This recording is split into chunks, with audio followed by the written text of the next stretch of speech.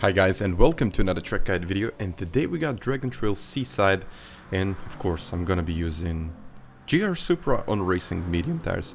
I think it's the best car for this track. I think it's even best for the race, so pretty much anything that is good in the straight line can be good here, but the Supra is very good. So yeah, in the end I decided to go with it. Yeah, and that's about it. So without further ado guys, let's get going.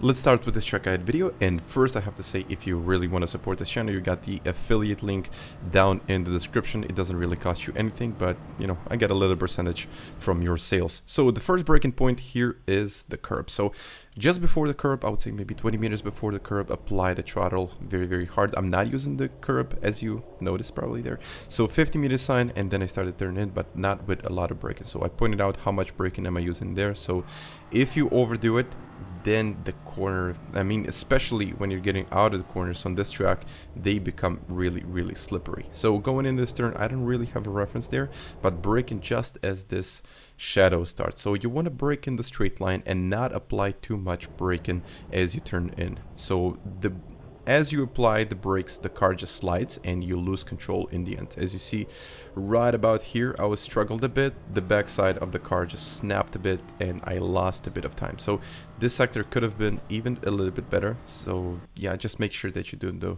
as you know, the stuff that I'm doing. So here on the left hand side, you've got your reference, so you can see maybe about 20-30% on the brakes. You want to catch the inside of both of these curbs. So first one, second one, the third one is not so important, but just the first two are so important, just to get the best possible exit and carry the speed around the corners and of course around this whole circuit. And yeah, just before, I would say just before the shadow, I'm starting to brake. So after the 150, before the shadow, you start to brake. At the 50 meter sign, you start to turn in, reducing the brakes to about 50%, really trying to minimize that sliding. And I'm kind of waiting on that 50-60% on the throttle to get, you know, to fully put the power down, because I don't want to get that much of a slide. And there we go, out of that corner. So we're going in this very tricky section. So you can see I'm avoiding the second part of that chicane, just getting early on the curb and waiting until I get in this place. So at this point you already want to be turning. I lifted a little bit, but I think I probably could have went flat out through this section, but it was just a slight lift.